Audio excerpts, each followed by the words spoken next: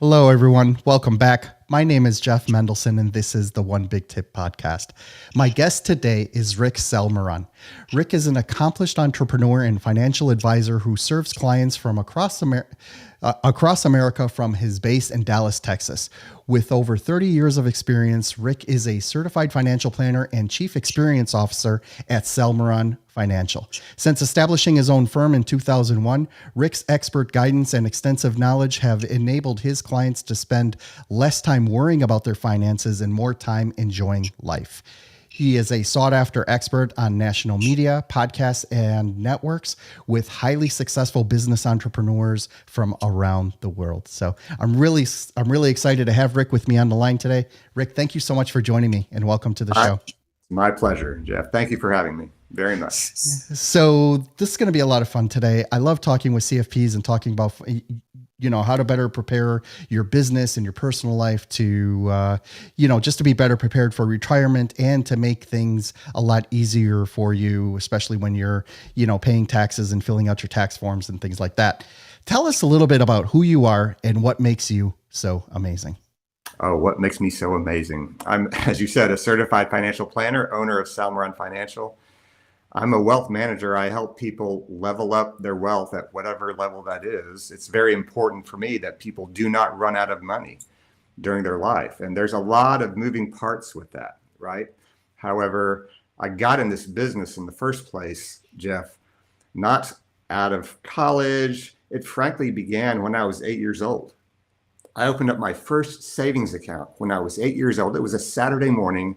I remember it like it was 2 days ago. My mother took me by the hand. We went to a place called a savings and loan. She told me, Rick, this is going to be a very special day for you. And I said, why, Mom? And she said, because today we're going to open up a savings account. I didn't really know what that meant at a young, tender age, yet what was good for my mom was good for me. So I went with her. We got into the car. I emptied my pockets of change. It rolled on the counter, $10 worth of change. My mother matched another $10, and thus was born my first savings account with 20 bucks. Now, it was not until 90 days later, I received my first statement in the mail. And that $20, Jeff, grew to $20.15.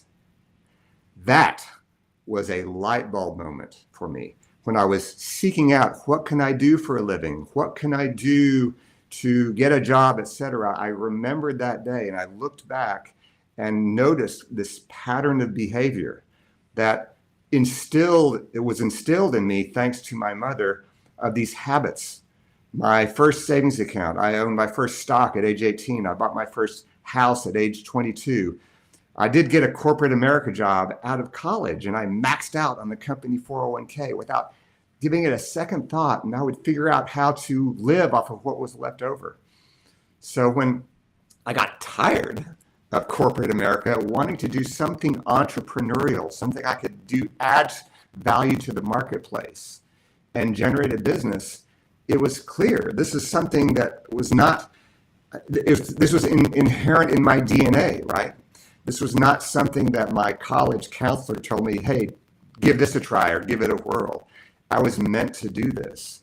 And that was born my company in 2001. I've been in the business for over 30 years, as you may have mentioned, but I just love the passion of helping people save and helping people accumulate wealth for their financial well-being. That's how it started.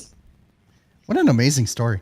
I love how you started out so young, but also, getting that passion for, for serving others in order to help them, achieve those goals as well. I think is really great. One of the things that always interests me about CFPs is that, there is this drive, like you said, to help people hang on to more money. Right. And to hang on to everything of, of what they made. What would you say is the more challenging aspects of your job as you're dealing with clients and getting them to understand, like, hey, buddy, you really need to pay attention to me because, this is what you're going to need 20 years from now? Yeah, when it comes to accumulating long-term wealth, for example, or say investing, it's very commonplace for a person to believe, well, the key to financial independence is investment selection. Let me find the strongest investment, or the one with, say, the highest return, or something of that nature. And you know what? That has very little to do with the success of anyone's long-term investment journey or their financial security. It has everything to do with your behavior.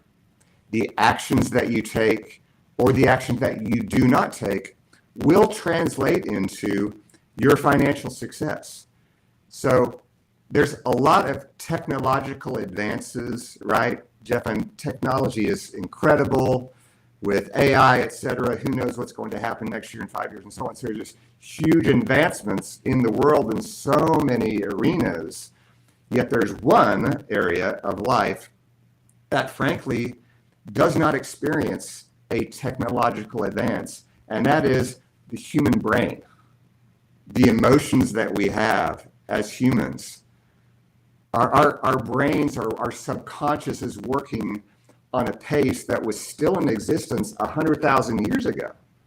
So when people feel nervous or anxious, or in fact for that matter greedy, whatever the case may be, our emotions get the better of us. We tend to make really bad decisions and take really bad and poor actions when we're either panicked or freaked out, or we are feeling on top of the world and there's nothing, no other direction other than up. We start to make some pretty dumb mistakes.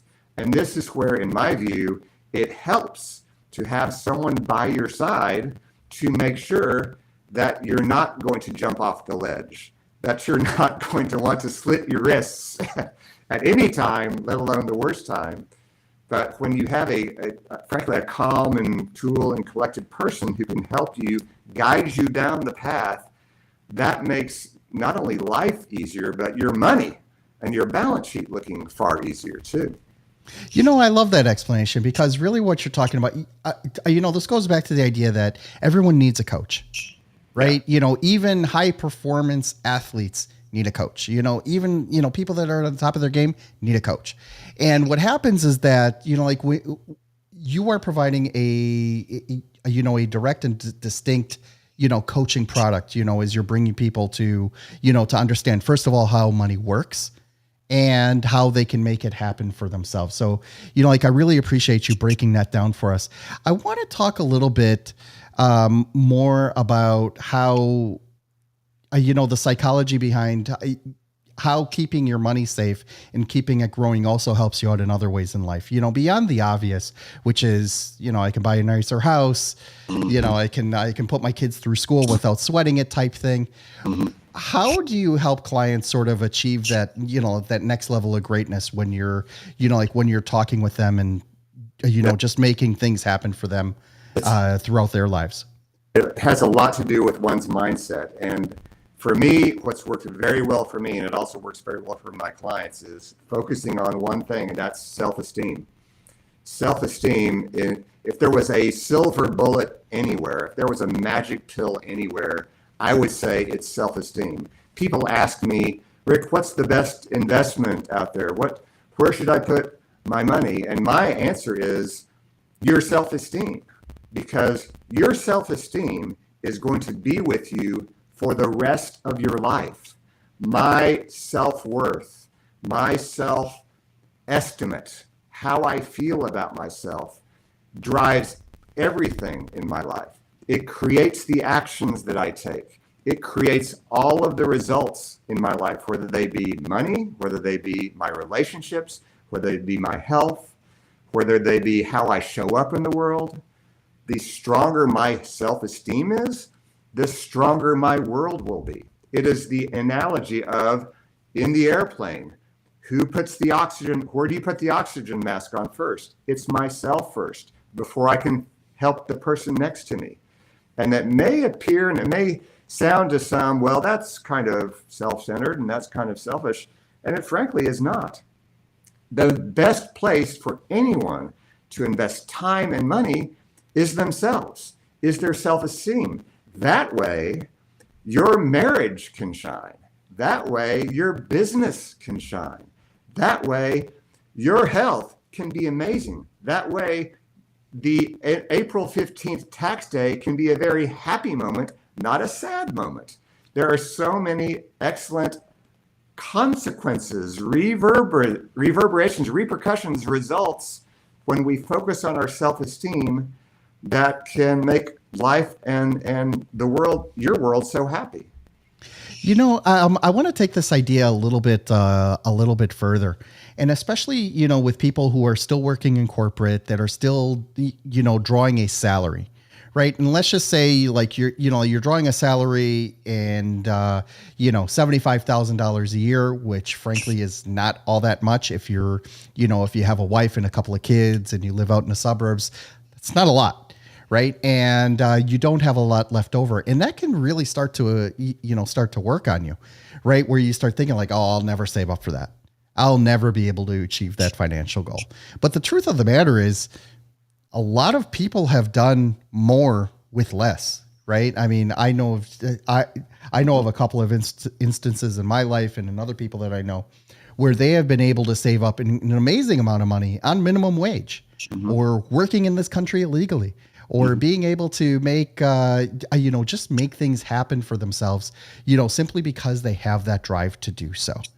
Talk to me a little bit about how you help convince people then of, look, like you're not in a bad position, making 75, 85, $90,000 a year is not bad. That's still a respectable salary, but there are things that you can do in order to maximize that. How do you help people sort of shift that thinking into, yes, you can, instead of, you have to give up your Starbucks habit and, make it happen like that. If you believe that you can't do it, then you're right. If you believe that you can do it, then you're right. We all choose one of the two sides, right? It's completely up to us to decide, do I want to make my future look better or not with wherever I'm beginning. Okay. So we've heard the phrase, right? An apple a day does what? Keeps the doctor away, doesn't it? Yeah. So if that were true, and maybe it's true, and that really feels like an easy thing to do, does it not? Then why don't we do that? Because it's just as easy not to have the apple a day. We choose either to have the apple or not. The phrase doesn't go, a Hershey bar a day keeps the doctor away. It's an apple a day keeps the doctor away. So as we wake up every single morning, we have a choice. We can choose to live the apple a day life, or we can choose to live the Hershey bar day life, right? And the end result becomes the end result. But today we are planting seeds right now. My life results today are thanks to seeds that I planted as early as yesterday and as far back as 5 and 10 years ago and beyond.